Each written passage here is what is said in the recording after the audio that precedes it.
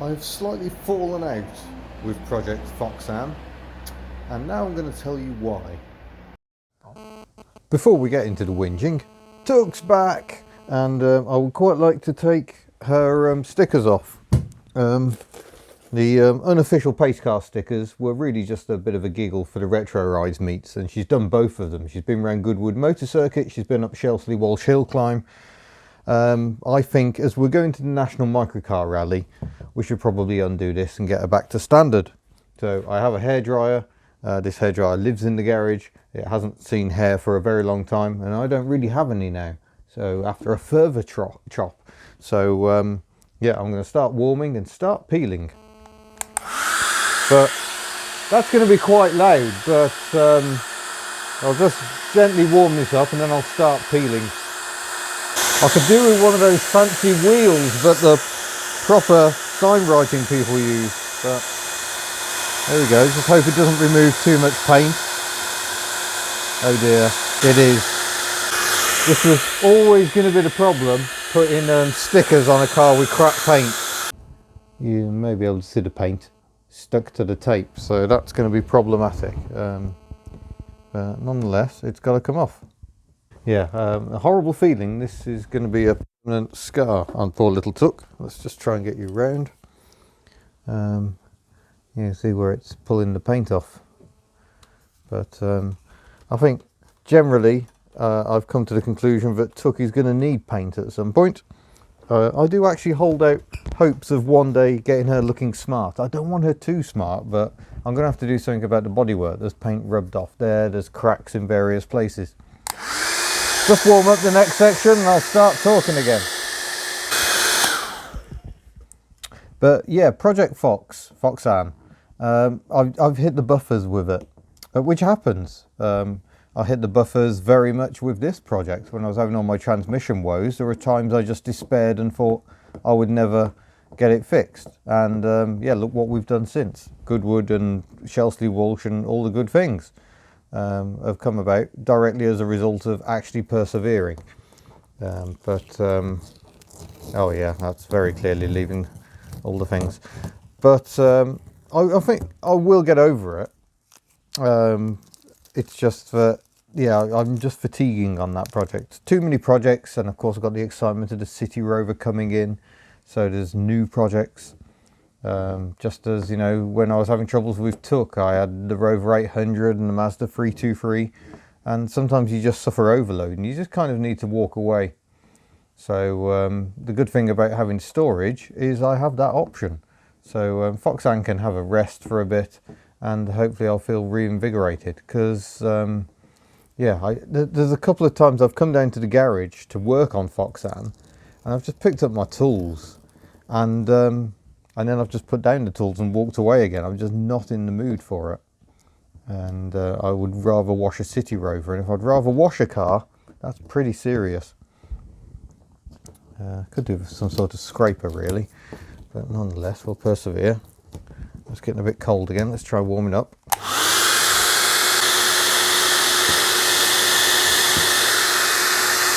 So yeah, Project Fox will live again, but I just need a break for now. Yeah, that means she's going to be off the road until after the New Zealand adventure, which is still yeah, of unknown duration. We'll see how things pan out.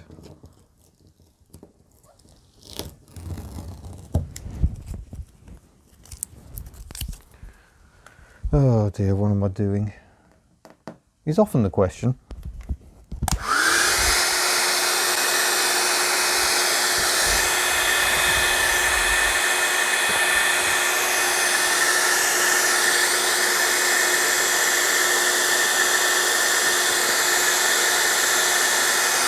That's an advertising opportunity missed.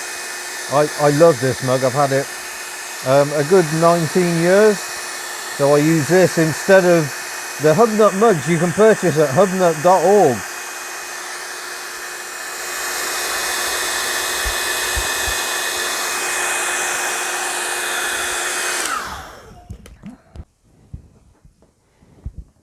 So yeah, when I said there were various mechanical reasons for not taking Foxanne to the Cholmondeley Festival of 1,000 Classics, the truth was I just couldn't face driving her there. She's not great to drive at the moment, Foxanne, with leaf spring suspension and dampers that are probably quite old. She's very bouncy and that just gets really uncomfortable. And there are other little foibles, like the windscreen wipers go off the edge of the screen. So that's always good fun. And the demisting's not very good, not that Tug has any at all. So yeah, I was able to concoct a list of reasons, but the main reason was I just didn't fancy it. I need to get to the bottom of the exhaust leak, which I think is probably going to require a new exhaust manifold, or at least tapping out the existing manifold. And yeah, that means buying the right size tap and blah blah blah. Reasons. But yeah, I mean, I can't say Foxanne's all that joyous to drive, says the person who's scraping stickers from an Invacar. But the Invacar is exciting to drive, always. Whereas Foxanne is just bouncy and loud. Nothing wrong with bouncy and loud. Some people say it's fun, but yeah, it's just, yeah, I'm tiring in my old age of such behaviour. I still like 2CV though, she's bouncy. But I think the front suspension's a bit tired on Foxanne as well. It shakes rather alarmingly at times, which I think is probably the tie rods at the front. I think the bushes are probably a bit tired there. And it's also quite bouncy at the front end. So a fresh set of dampers all round would probably be a good idea.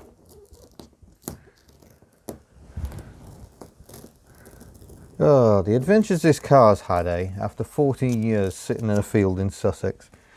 She can't ever have imagined she would see so much. We've done over 3,000 miles together since she came back onto the road. And she's never been running perfect in all of that time.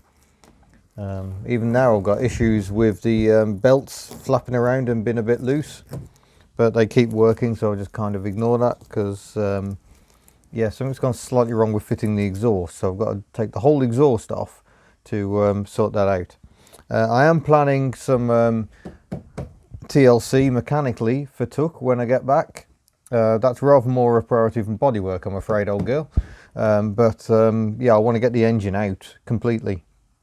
And completely go over it, take the carburetor to pieces, ultrasonic clean bits of it, and give everything a proper good going over, because TPA is back on the road and it still sounds like TPA, my old spares car, is much quicker than Tug. So if we're ever going to have a race, which we kind of hope to rather daftly at some point, then Tug needs to be at her best. So that's the plan, get the engine out, sort out some oil leaks. It's got some fairly bad oil leaks. And let the fun times commence.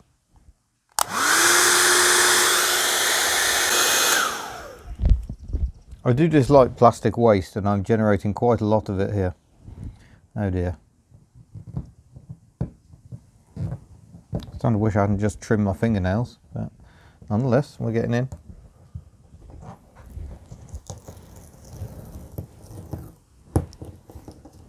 Yeah, I think one of the other issues with Foxanne is obviously I achieved the main objective. The main objective was get her back on the road and take her to Bromley Pageant, which we did back in June. And a bit like Tug, I was kind of unsure what to do with Tug after we achieved last year's road trip to Festival of the Unexceptional. Sometimes you just need to sit back and think, well, what else are we going to do? And we've had some crazy adventures this year that, yeah, I didn't even imagine last year. I had no thought about taking her back to Sussex or taking her back to the factory where she was made, and we did all that. So do go and check out the Project Invacar series. It's, yeah, the things we've done, the things we've seen. We drove through London, for goodness sake. I drove this car right through the centre of London and over Tower Bridge. So, yeah, when I look back at what I've done this year, it's insane, frankly. I've driven a 2CV to Croatia and back. I've taken Tug through London and over to Essex and down to Sussex and around Goodwood and up Shelsley Walsh. I've driven a Reliant Fox that wasn't running at the beginning of the year and took that to Bromley. I drove a Jaguar I-Pace to Glasgow and back for dinner. Oh, Stirlingham back, in fact. Yeah, it's been a crazy old year. And of course, the year isn't done yet. There's still the Antipodean adventures.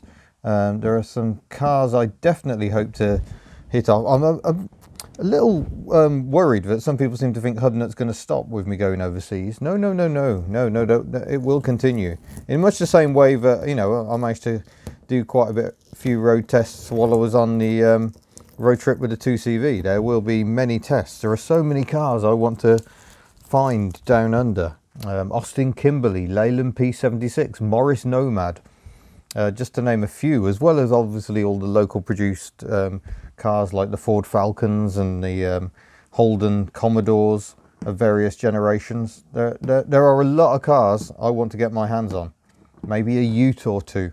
So a lot of people have already offered cars, lots of Australians with minis, and you know, it's hard to get too excited about a mini when Australian ones were pretty similar, but they did get winding windows before anyone else, and quarter lights. So, you know, yeah, blooming Isagonis, the designer of the Mini, was so fundamentally attached to his sliding windows that he refused to believe that anyone else would possibly want a winding window setup rather. Maybe he'd never been to Australia. All we've got left is R. As I'm going to Somerset, I suppose I could leave that. This is strangely relaxing. I don't know if you're finding it relaxing. You're probably not. You're probably going, what are you doing? Oh, come on, fingernails.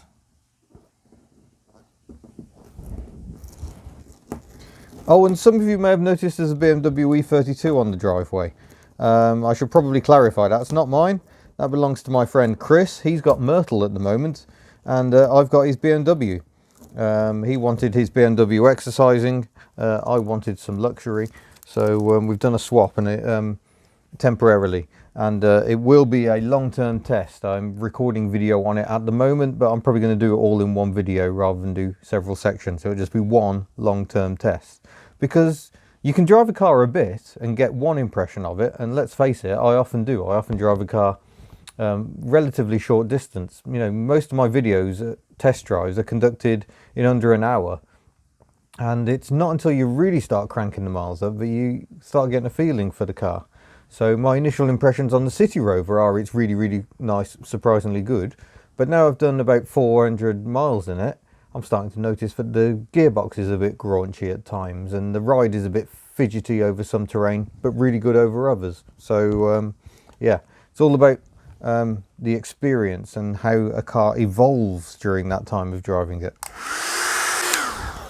Lots of driving to do in this car, of course. I've got to drive it down to Somerset for the National Microcar Rally. That's about 140 miles away from here, I think. It goes up by 20 miles if I avoid motorway, so there's a dilemma. Because the Severn Crossing is on a motorway, I'm starting to think it might be better to brave the motorway, and at least for a bit. And then probably try and hook up with the A38, which tends to run alongside the M5 for much of its length. There we go. One side done. She's debadged, and maybe you can't see quite how bad that is, but I can, but I don't care, so that's all right. So yeah, one side complete. We'll rearrange her for the other side. It's a really nice job to do on a hot day, but unfortunately I live in Wales, so that is not an option. But yes, National Microcar Rally is this weekend. I'm not entirely sure when this video is going live, but yeah, it is the 5th to the 8th of September.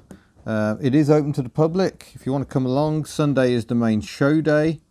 Although I'll be leaving mid-afternoon that day, I think. Zipping off after the prizes. Stay with family.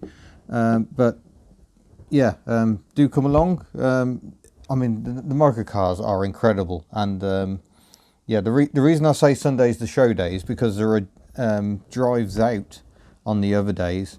I think on Saturday we're going to the Haynes Motor Museum, where I haven't been for many years. In fact, last time I went there, I think it was in Ellie, and we went round the test track, because in those days you could hire the track and have some fun on it. The fun police have sadly stopped such behaviour these days. So yeah, Ellie's been on her door handles around their little circuit. So that's another alternative, is you come to the Haynes Motor Museum on the Saturday, and you'll see Tuck there. So her tour continues. Yeah, if you can't make it, do check out last year's video where I attended National Microcar. I had to take Ellie because Tuck was running so badly at the time. I didn't dare drive her that far. So again, a bit like Foxanne this year, I was at a low with the mojo. Yeah, Tuck had to stay at home, and Ellie got to go and have some fun. Of course, Ellie is technically a microcar if you go by the simple anything under 701cc rule. But she's enormous compared to most of them. Lots of them are sort of in the region of 300 to 400cc, single cylinder. You got Bond mini cars with the engines at the front, driving the front wheels. I did a test on one of those. You got BMW Setters, Trojans. There was a power drive last year. I'd never seen a power drive before. It's the most misleading name for a car ever, because it's quite heavy. I think they were made out of metal. And has a single cylinder 322 Anzani petrol engine, I think. And yeah, they can barely move. Just awful. Naturally, because I'll be in Tuck, I won't have any merchandise with me. We haven't got any Tuck hoodies left. We might get another run done for Christmas if people are interested. If you are, let me know. But we do have Tuck t-shirts, Tuck mugs. We got all the Foxanne stuff. Foxanne t-shirts and mugs. Maybe if you bought some of those, it would inspire me to actually crack on, because I would see that the love is out there for Foxanne. And yeah, ooh, just got the microphone caught on a jack. Yeah, I might have a few stickers. That shouldn't be an issue. Stickers are fairly light and don't take up much space. But yeah, trying to do merchandise in an Invacar, as I discovered at Festival of the Unexceptional last year, really quite difficult. Oh dear, I think I've let that cool down too much.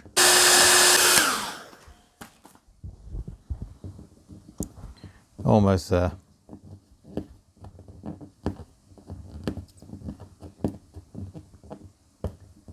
I appreciate this isn't the most thrilling footage ever, but you can kind of hear the stream in the background maybe.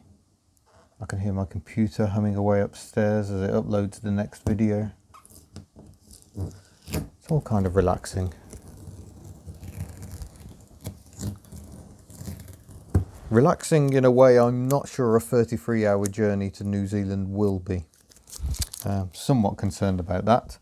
Did I mention I don't like flying very much? Also, the Mighty Dacia mission last year, where we flew to Bulgaria and bought a Dacia and drove it home, that's the furthest I've ever flown. And that was my first flight in something like 15 years. So yeah, I'm not really sure what I've let myself in for, but I'm sure I'll survive. I mean, lots of people fly all the time, don't they? I don't think I can be worried about the safety of an aeroplane, given I drive an Invacar at speed, because I'm a lunatic. Maybe I'll just leave it there. After all, she is an ace car. Or I could take the E off, an AC car, because it's an AC design. Might take a photo of that for the old social media. Talking of social media, I'm actually having to take a bit of a step back from it, because I'm finding I'm spending far too long staring at social media and not enough time recording thrilling videos like this. So I need to crack on and do more of this and less of the staring at computer screens. I do quite enough of that with the editing and the trying to respond to comments. So Hudnut has an official Facebook page, but yeah, it's proving a nightmare to administer and not help. It was just on a massive go slow, so people are messaging me and commenting, and it's not telling me, which is terrible. I don't want you leaving comments I don't see. So to that end, I'm going to try and focus more on the actual social media, not the actual social media, the actual channel, the YouTube channel, so I can see your comments there instead. It's not easy to keep up with those comments either, but I think I can do it if I waste less time looking at comments on Facebook and the like. So the official Hubnut Facebook page I'm stepping away from. I'm going to try and do a bit less posting to my own personal page as well, and try and stick just to the channel stuff. I will still be on Twitter at HubnutVids, so you can find me there. I'm on Instagram, but I'm going to ignore Instagram as well. I'm not really sure what the point of being on Instagram is, given I can't link to any of my videos. So what am I achieving by being there? I mean, it's nice to chat to people and all, but I've got a living to try and make. So I kind of need to focus on actually doing the videos. So yeah, trying to make a bit more time for my own life in my own life, if you see what I mean. It does get quite difficult when you're a YouTuber, because trying to turn off from it is really, really difficult, because yeah, I enjoy the interaction, I enjoy the comments, and no doubt I'm getting comments about how rubbish this looks with light shining in behind me, but that's fine. That's quite accurate. Oh, scrape. But I've forgotten what I was saying. But yeah, basically trying to reclaim a bit more of my life. There are things going on other than cars that I would like to pay a bit more attention to. And yeah, I've got so many video ideas, so many videos laid sitting in the edit suite waiting to go. I've still got test videos from the Dutch episode of driving around Europe to go. I've still got the Lohman Museum. An amazing museum, just crazy, amazing, brilliant.